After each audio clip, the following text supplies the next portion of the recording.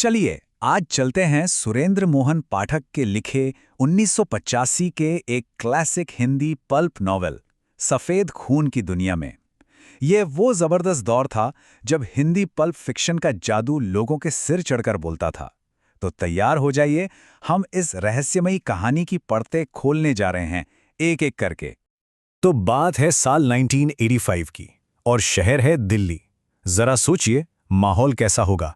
थोड़ी धुंध, थोड़ा धुआं और हर कोने में अपराध की एक अनकही सी आहट। ये वो क्लासिक नोआर कहानियों वाला माहौल है जहां कोई भी किरदार सीधा साधा नहीं होता और कुछ भी वैसा नहीं होता जैसा नजर आता है। और इस धुंधली दिल्ली के बीच है हमारा हीरो, एक प्राइवेट जासूस।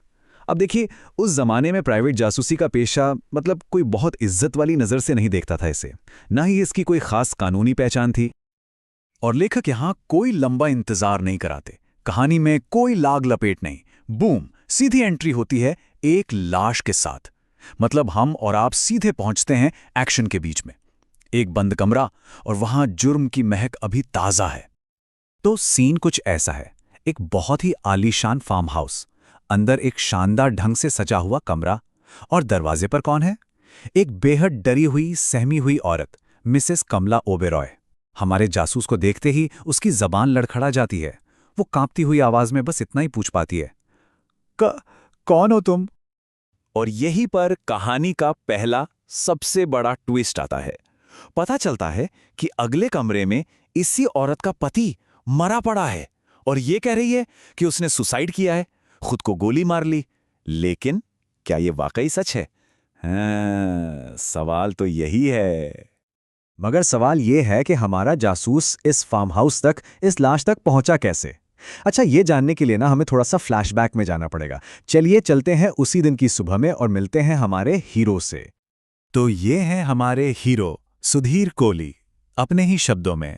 और जब हम उनसे मिलते हैं तो वो अपने ऑफिस यूनिवर्सल इन्वेस्टिगेशन में बैठे मक्खियां मार रहे हैं, मतलब भयंकर बोर हो रहे हैं। क्यों? क्योंकि मार्केट डाउन है, कोई केस ही नहीं हाथ में। और उनकी इस बोरियत में उनका साथ दे रही हैं उनकी तेज तर्रार सेक्रेटरी रजनी। दोनों के बीच जो ये मजेदार नोक झोंक है ना, वो कमाल की है। जबरदस्त केमिस्ट्री है, थोड़ी छेड़छाड़, थोड़ी हाजिर जवाबी और एक हल्का सा रोमांटिक टेंशन भी। और इसी बोरियत और नोक झोंक के बीच अचानक फोन की घंटी बजती है। और ये कोई मामूली फोन कॉल नहीं है, ये वो कॉल है जो सब कुछ बदलने वाली है। कोहली फोन उठाता है तो दूसरी तरफ से एक बहुत ही कह सकते हैं दिलकश लेकिन घबराई हुई आवाज आती है, एक औरत की। वो अपना नाम बताती है, मिसेस ओबेरॉय, और कहती है कि उसे कोहली की मदद चाहिए। लेकिन यहाँ एक पेंच है, वो ऑफिस आने से साफ मना कर देती है। कहती है मिलना है तो रात को 8 बजे छतरपुर के एक सुनसान फार्म हाउस पर आ जाओ। अजीब है ना? अब देखिए, कोहली कोई कच्चा खिलाड़ी तो है नहीं। एक असली जासूस क्या करता है? वो इंतजार नहीं करता। उसके दिमाग की बत्ती जल चुकी है, वो फौरन काम पे लग जाता है। मीटिंग रात में है लेकिन तहकीकात अभी से शुरू। तो होता क्या है, पहले तो रजनी पता लगाती है कि क्लाइंट के पति अमरजीत ओबेरॉय ओबेरॉय मोटर्स के मालिक हैं। फिर कोहली उसका पीछा करता है और देखता है कि ओबेरॉय शहर के एक नामी गैंगस्टर जॉन पी एलेक्जेंडर से मिल रहा है। मामला संगीन होता जा रहा है। और इतना ही नहीं, वहां ओबेरॉय के गुंडे कोहली को पकड़ लेते हैं, धमकाते हैं।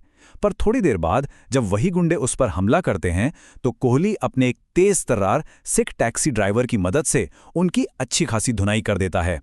तो इन कुछ घंटों में ही हमें कोहली का पूरा कैरेक्टर समझ आ जाता है। दिमाग तो तेज है ही, पर जरूरत पड़ने पर हाथ पैर चलाने से भी पीछे नहीं हटता। एक परफेक्ट पल्प हीरो। तो अब इस सारी जानकारी के साथ चलिए वापस चलते हैं उस फार्म हाउस में, जहां एक लाश है और एक औरत। अब हमारे पास एक एक्स्ट्रा इन्फॉर्मेशन है कि मरने वाले ने अपनी मौत से ठीक पहले एक गैंगस्टर से मुलाकात की थी। अब सोचिए कहानी कितनी उलझ गई है। तो सवाल घूम फिरकर वहीं आ जाता है, सुसाइड या मर्डर? अब कोहली का असली काम शुरू होता है। वो अपनी जासूसी आंखों का स्कैनर ऑन करता है और क्राइम सीन को खंगालना शुरू कर देता है। और उसे वो चीजें दिखती हैं जो किसी आम इंसान को कभी नजर नहीं आएंगी। और यहीं से कहानी का सबसे दिलचस्प हिस्सा शुरू होता है। कोहली ने जो कुछ भी देखा, जो कुछ भी समझा, अब वो उसे उस औरत के सामने रखने वाला है। वो अपना आखिरी और सबसे बड़ा दांव चलने वाला है। अब देखिए कोहली का दिमाग कैसे चलता है। वो एक एक करके सुसाइड की थ्योरी की धज्जियां उड़ा देता है। वो कहता है गोली माथे पर है पर बारूद का कोई निशान नहीं, मतलब गोली दूर से चली है। एस्ट्रे में लिपस्टिक वाली 2 सिगरेट हैं और लिपस्टिक का शेड मिसेस ओबेरॉय की लिपस्टिक से मैच करता है। फिर एक दराज में छुपाया हुआ लेडीज रुमाल मिलता है जिस पर महंगी शैनेल नंबर 5 की महक है। और ये ताजे गुलाब, ये क्या कर रहे हैं? एक एक सबूत चीख चीख कर कह रहा है कि ये सुसाइड नहीं, मर्डर है, और कातिल शायद ज्यादा दूर नहीं है। और अब कोहली अपना आखिरी कार्ड खेलता है। वो सीधे सीधे कमला ओबेरॉय से कहता है कि पुलिस को क्या लगेगा, यही कि तुमने उसे यहां बुलाया, गोली मार दी और फिर मुझे फोन करके अपना गवाह बनाने की कोशिश की। इस जाल में तुम बुरी तरह फंस चुकी हो और तुम्हें इससे सिर्फ एक ही इंसान निकाल सकता है, और वो मैं हूं। और इस मदद की कीमत है पूरे 2 लाख रुपए। जरा सोचिए 1985 में 2 लाख रुपए कितनी बड़ी रकम होती होगी।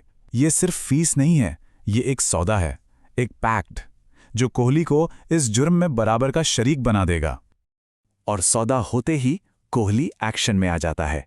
सबसे पहले वो पुलिस को फोन करता है और रिपोर्ट करता है, एक सुसाइड हुआ है, कहानी सेट।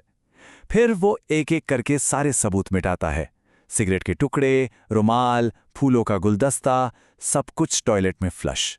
और आखिर में वो एक नई कहानी तैयार करता है कि वो और मिसेस ओबेरॉय दोनों एक साथ यहां पहुंचे और उन्हें लाश मिली। बस एक ही झटके में कोहली रक्षक से इस जुर्म का साथी बन जाता है।